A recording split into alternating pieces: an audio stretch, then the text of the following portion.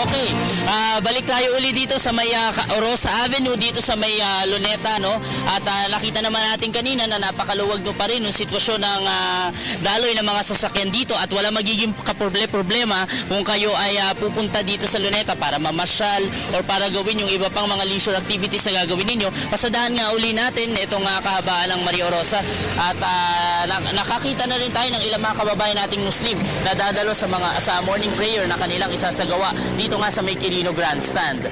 At syempre ganyan din ang sitwasyon dito sa may Calao at sa palibot nito ang P. Burgos Street, mga kalapit na lugar ng Intramuros at syempre dito sa may parte na ng Taft Avenue.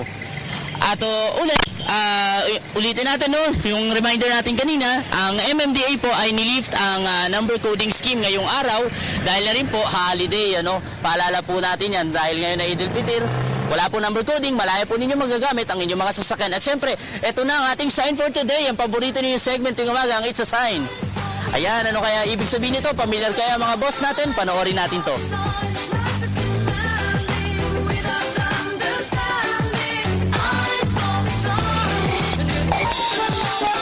Familiar ba kayo sa traffic sign?